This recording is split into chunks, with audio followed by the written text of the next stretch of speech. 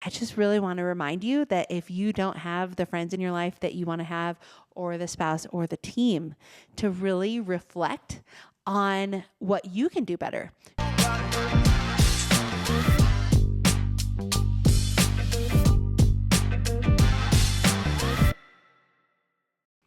Hey guys, welcome back to the Something New show where we like to learn how to live a life worth celebrating.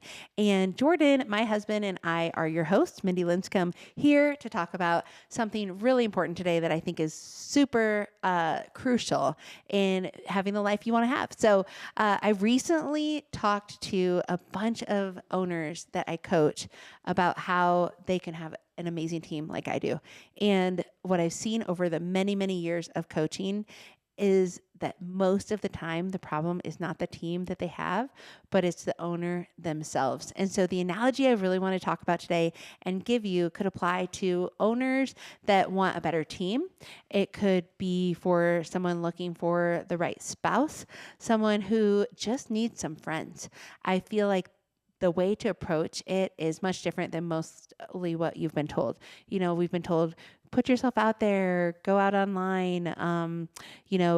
If your team isn't the right people, fire them, find new people.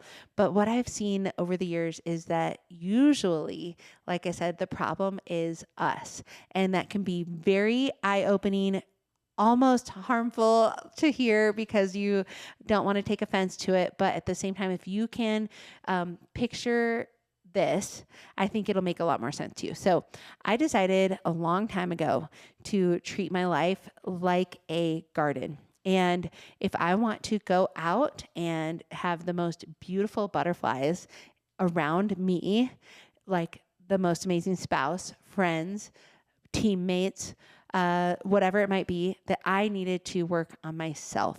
And so what I did was I read a lot of books. I spent time doing the reps to become a good friend. I spent time doing things to make myself a better person to be around, both from an emotionally healthy standpoint, spiritually, physically, so that when I was ready to find a spouse, that I was in a really good space to be a spouse myself.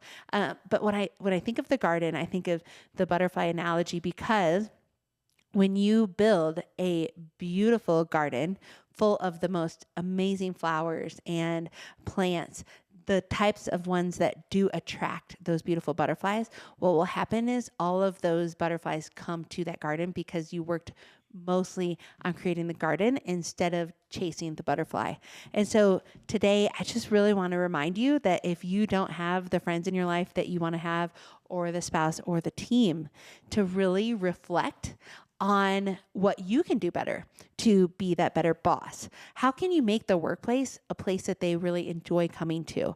Some place that's uplifting, encouraging, has clear goals, clear job responsibilities outlined and defined for them so that they know when they're winning, they know when they're not.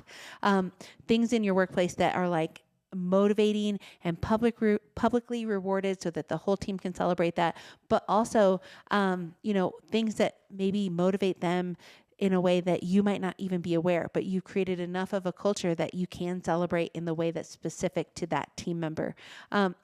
I'm just thinking about all the ways that I've improved as a leader over the years. I used to be so harsh with my feedback. Instead, now I can articulate it in a way that's much more encouraging. I used to, withhold, maybe some of the profits to say, oh, we need to save it for a rainy day, instead of just being generous with it and saying, I want to give as much as I can to them in their pay. Or even just being flexible on what their work week looks like or how it's shaped, and being somebody that's like open to how the job gets done, even if it's not your desired hours, possibly saying, hey, I'm flexible on how this work gets done.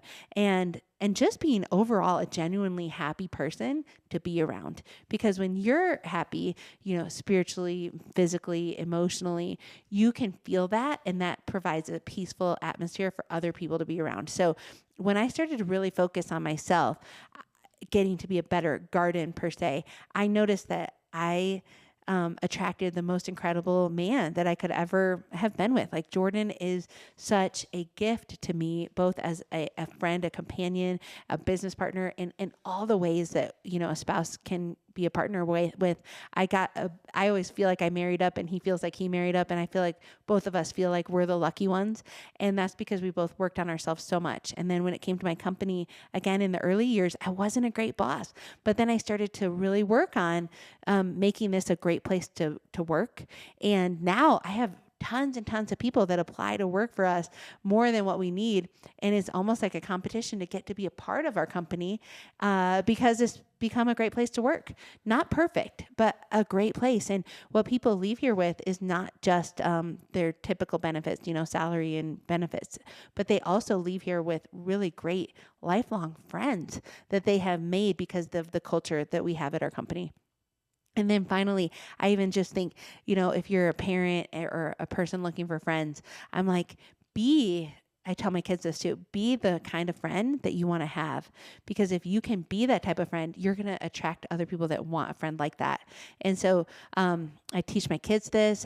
I want to be the kind of mom that they want to be around too. I mean, obviously, I'm not going to, get lazy on my discipline, but I'm going to be encouraging to them and be somebody locked in and connected to them, so they want to be around me or call me or tell me about their day.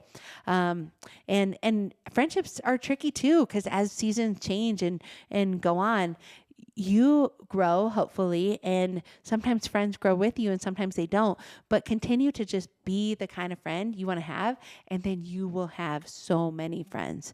And so just back to that analogy, it's pretty simple episode today, but just think of the garden and say, I'm not going to go run after the butterflies and try to catch them, but instead, in whatever I'm lacking or longing for in life right now, I'm going to dig deep into myself and I'm going to work on fertilizing and growing and making that garden absolutely beautiful, because then the butterflies will come and want to stay and live around my garden. So I hope that is just encouraging to you today in this mini episode of the Something New Show. And I can't wait to come back to you in a couple of weeks. We have some great guest speakers. So make sure you're subscribed and staying tuned, because some people are flying in from around the country to join me here in the studio. Again, creating such a garden, such a positive show and network of people that they want to come in and be here to give back to you guys. So that's just one of the many examples I can tell you of how this really does work after implementing it so many years ago in my personal life. So leave some comments. Tell me what your goals are. What are you working on so that you can help attract those people too? And I hope to see you next week again on the Something New Show. Thanks for listening. Be sure to subscribe to the show, rate, review, and share with a friend. Also, follow The Something New Show on Instagram and Facebook. If you want a fuller experience, watch the show on YouTube to help you create a life worth celebrating.